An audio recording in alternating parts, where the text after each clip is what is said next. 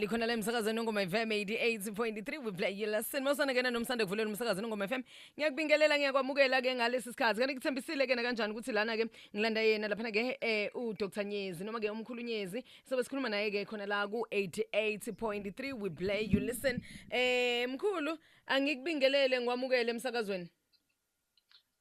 Ngiyabonisa ngiyabingelela kwisiteshi esidumile esitrendayo inongoma FM ngithi hayi yafika ijeni yafika life changing journey sashintsha impilo zabantu.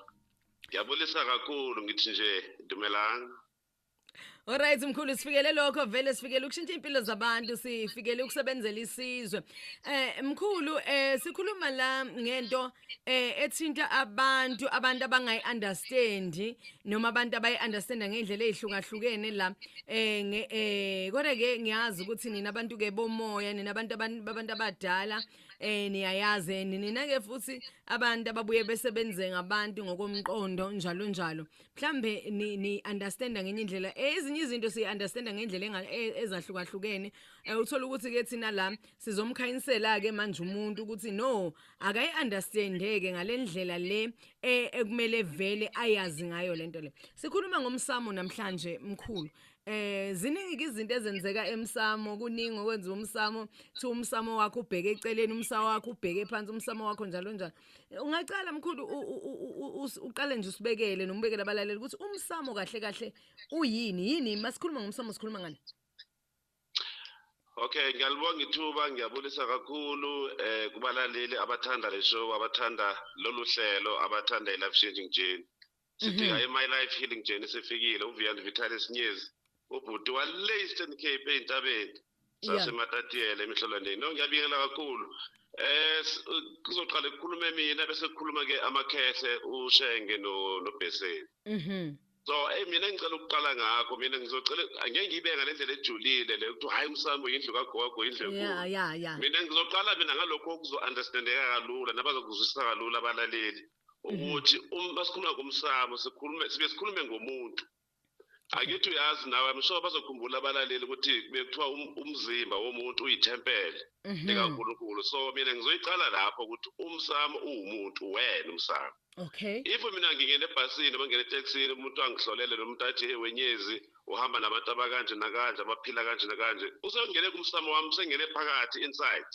Okay. So mina ngizoyiqala lapho ukuthi umsamo uyavela psychological uyavela emotional uyavela mental so uyavela into zengqondo zokucindezeleka nokugula mawugula no depression no anxiety no bipolar no schizophrenia nonke lamagama lesesiwabiza ka psychology.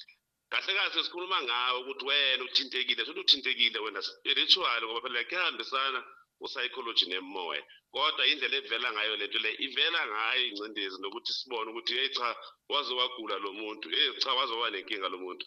So indlela engicela uyiqala ngayo ukuthi umsamo uvela wena njengoba uhamba wena into ekuphethe njengoba kuthiwa ushawe istroke kweliphi side njengoba kuthiwa ulimele kweliphi side kuveza wena masik-assessa noma masikuhlola ukuthi ushayeke kweliphi side la kuhamba noma ekalumba elakumbalungu. So ngizoqala nje ukuyindlalela ngokuthi umsamo umuntu umsamo wena.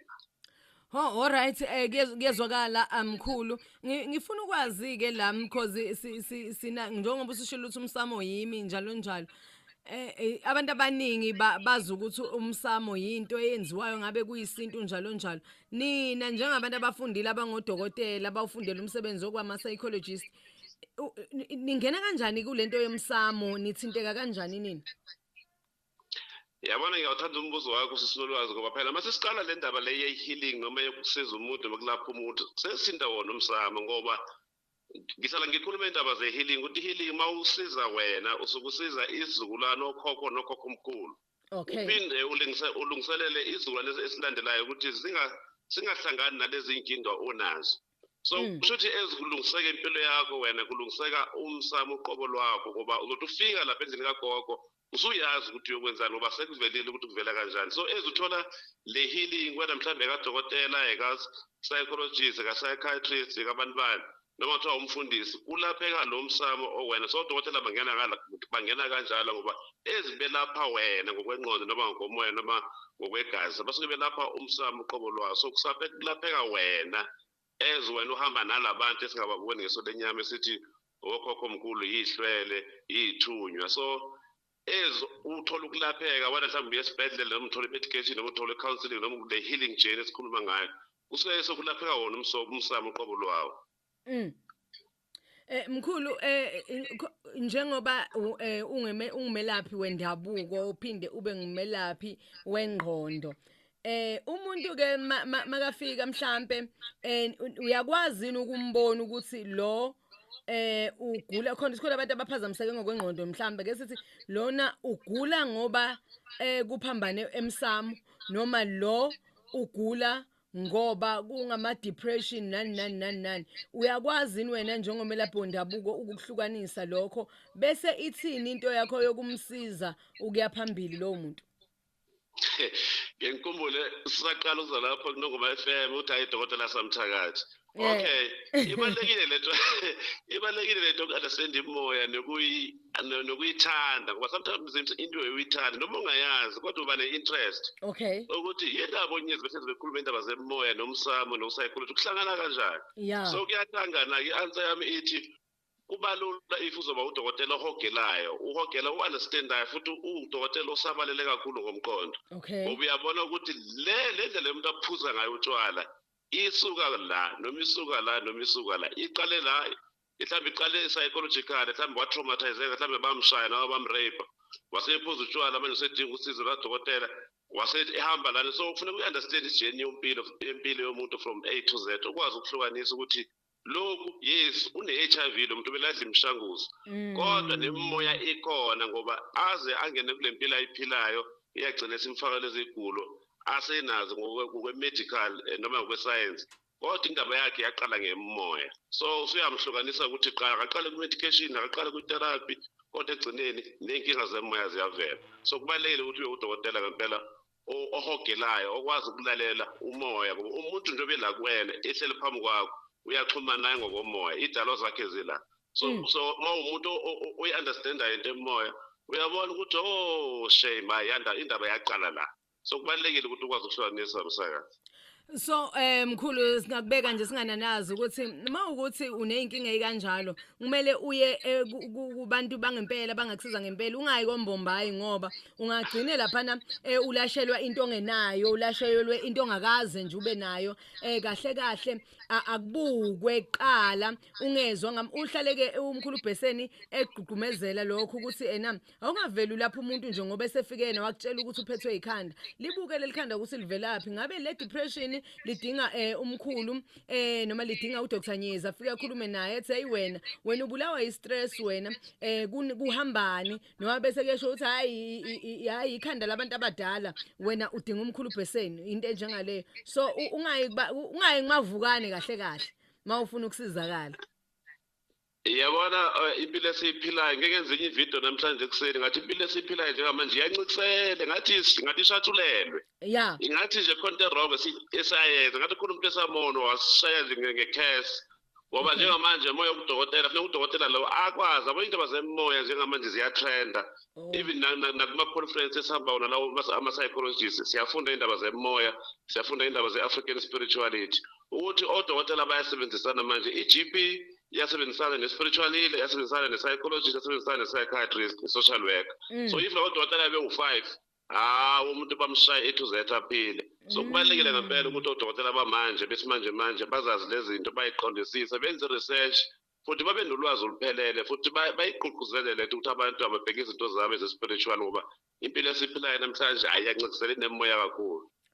Alright kanti isikhathi sikhomba ukuthi imzuzu ke uwodwa njengaphambi kokubumba nehora ke lisini ke ntambama khona la emsakazweni ngoma FM 88.3 we play you listen njalo nje kajikijika shesa kanti ke ngikhuluma lapha ke naye ke uDr Nyezi lapha ke psychologist sikhuluma ngezinto ke ezithinta imsamo kanti ke mawufuna nje ukuyibona inkulumo yethu noma kusibona lapha ke iya lapha ke ku Twitter uthi ke life changing journey uye lapha ke ku YouTube usikhona futhi nakhona uthi ke life changing journey usubscribe lapha ekhaya na ku Facebook ke futhi uthi ke nje Life Changing Journey sikhona nakhona lapha ke sinayo iwebsite ke futhi ethi ke www.lifechangingjourney.co.za konke ke nje ofisa ukwazi noma ufuna ukubona sikhona kanti ke futhi sinawo ke ama podcast wethu mawukuthi ke wena uphuthiwe uhlelo lwethu uyawazi futhi ungene kulezi ndawo engiyishoyo ukwazi ukuthi uphinde usibone noma ke uyibuke ingxoxo ke besixoxa ngoba ihleze ikhona lapha na ke ayisuki mkhulu asiphinde sibuye la sikhuluma ngomsamo nomuntu uqhazile ukuthi umsamo umuntu umashenge ngesonto edlule uke wathinta udaba lokuthi asifani sineyinkolelo ezingafani sikhuliswe futhi emakhaya angafani mina nginawo yini umsamo like everyone unawo yini umsamo asimeke lapho ukuthi wonke umuntu unawo yini umsamo noma kukhona ongenawo khona onawo noma khona ukuthi ukhulelwaphi noma ukholelwaphi kodwa wonke umuntu unawo yini umsamo i-answer yami nje clear futhi nje iyayiphendula yona wonke umuzi unekhishi wonke umuzi unegate wonke umuzi unengadi so yes wonke umuntu uyanjengoba uphila uphila umzimba uphila ngenyama futhi uphila uphila nangengqondo so wonke umuntu une-spiritual part empilweni yakhe ezophila kanje une-connection nemoya thizeni yakini yes ungangakholelwa kuyo mhlawumbe ayibalulekanga lento yemoya kuwena kodwa into ithi impendulo ithi yes wonke umuntu unomsamo wonke umuntu unale ngxenye yempilo esingayiboni ngeso lenyama nxa uthi lokho vele kuyinto eyifilosofi mhlawumbe ukuthi umuntu ikhona impilo yakamoya noma uthiwa awukholelwa kuyona kodwa ikhona iya-exist ngoba uNkulunkulu asimboni so kuchaza khona ukuthi uNkulunkulu uwumuntu uNkulunkulu umoya so lento inoba uNkulunkulu phakathi ukuthi even ukholwa vele ukholwa spiritual khona lento i-connection exhumanisa nesonto noma exhumanisa mhlawumbe ney'dala noma mhlawumbe ney'thunywa zakho so impendulo ithi yes wonke umuntu unomsamo but-ke akekho umuntu osuke ephoqiwe ukuthi akakholelwe kuphi umuntu ukholwa la wayethi ugogo wami engikhulisa athi umuntu uhamba ngayibona indlela asibonelani mina nguvuyani ngibona lokhu nosisiNolwazi ubona lokhu nomkhulu Bhesini ubona lokhu kodwa into esihlanganisayo i-connection yomoya into ekhona into existayo futhi ohlezi khona afika athi umuntu lapha ke dokotela mina sengiwulungisile umsamo ngihamba kubantu besinto bathi angilungisa umsamo ngenza ukuthi nokuthi sengikwenzile konke lokho bebethi angikwenze kodwa manje akwenzeki kahle lento isalokhu ingibambile lento isalokhu kimi mhlambe wena dokotela ngokufunda noma ngalokhu kwenu hey angazi ukuthi ngizokubeka kanjani kodwa ke nibe seniyambonela yini noma uyakwazi umuntu onjengaloku kumhlenga athi mina ngiyenzile into yomsamo ngenza yonke into wena ke njengo Dr Nyezi uyakwazi yini ukumbonela lowo muntu ukuthi no yazini wena ngathi udinga sihlale phansi ake ngilungisa ingqondo yakho qala ake ngiguqula ingqondo yakho qala njalo into esuke ibalekile kulombuzo wakho sisinolwazi ukuthi ayaseke sibuka impilo yakho mhlawumbe ngokwesayensi ngokwesilungu ukuthi umzimba wakho njengamanje usesimene esiright okay 1 2 ake sibuka ingqondo yakho ukuthi njengamanje izinto oyicabangayo izinto eziright ezikusizayo ukuthi uphile impilo engcono wachieve ama goals akho uqhubeke nempilo sibone ukuthi hayi uwenzile wonke igaba ama stages empilo nangokomphefumulo nakhona umphefumulo wakho naye udinga ufana nengadi umphefumulo singathi umphefumulo singathi is the emotional part ngoba lento lena into yemizwa into ye-connection yomoya ukuthi ifana nengadi ingadi uyayichelela ingadi uyayinakekela ingadi mayinama-weeds uyayikhipha konke lokho ungekho right isale ingadi i-clean so nempilo yakho funeka ibe clean kubalulekile siwathike wonke lama-box sisebenzisane nawe mina nawe because ukhuluma nami lana i-therapy yakho le noma i-session yakho noma i-healing journey yakho le so singawubeka ecaleni mhlawumbe lokho komoya sisebenzisa iscience ukuthi impilo yakho ngokwe-psychology kumele ibe kanje nakanje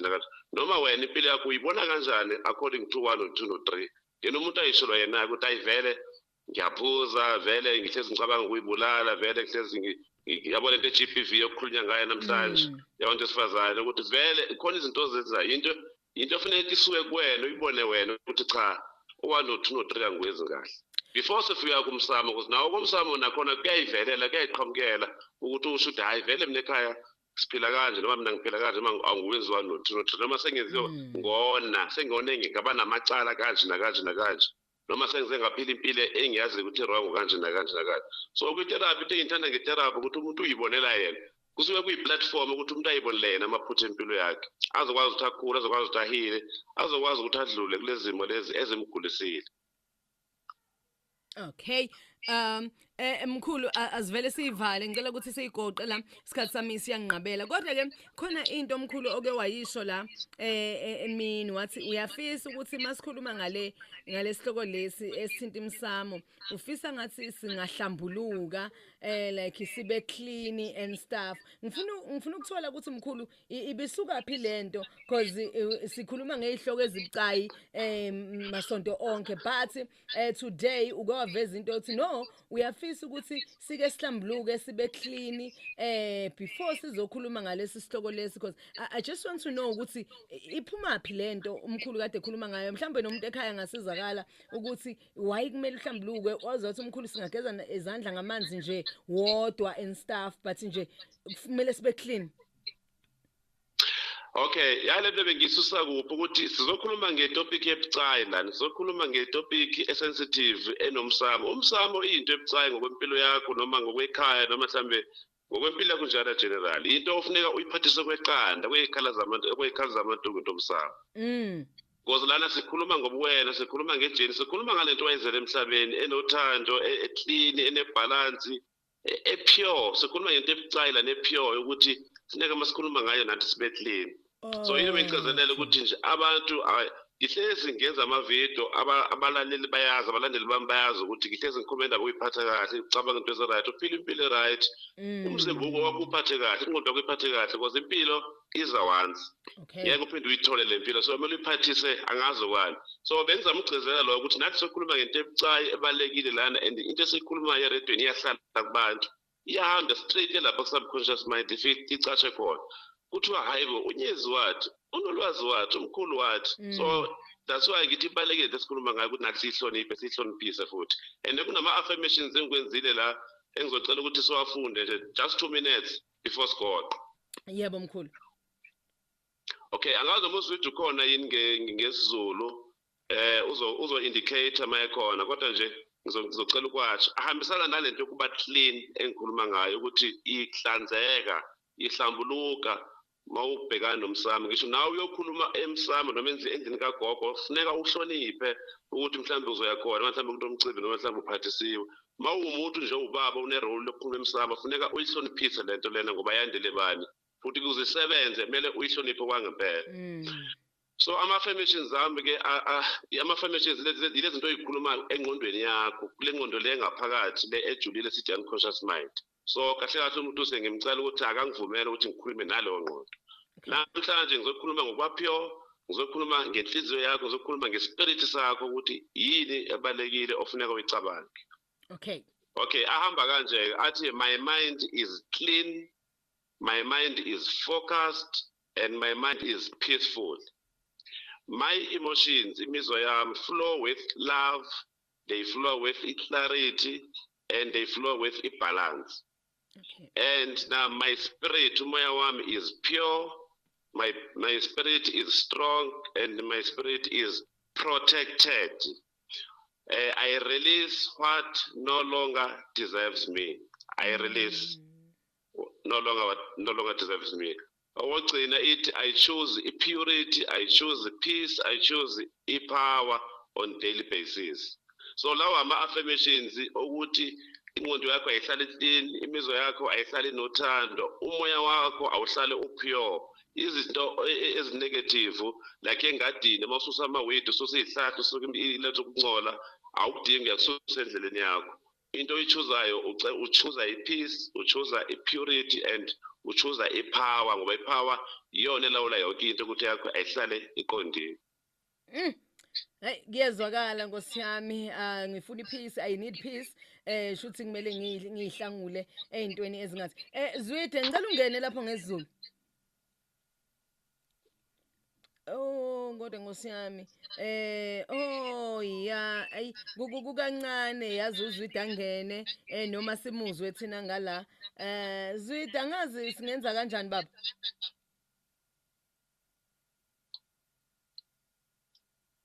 No, kodwa ngicabanga ukuthi sesiyichazile nawe mhlawumbe usungayisamarayza wesisinolwazi ngwesiZulu ukuthi mhlambe ke ikanjani. Ngicabanga ukuthi kodwa kuclear. Ya. Siyabonga kakhulu mkhulu ngicela sihlangane ngesonto elizayo. Sesiyohlangana lapha enkundleni zokuxhumana nabantu. Ngicela futhi abantu ubatshele ukuthi inkundla zokuxhumana zethu zime kanjani and ubakhumbuze noma batshele ukuthi hayi mani sindize emoyeni. Sindiza phezulu we are going shame. Yo angazi kanjani.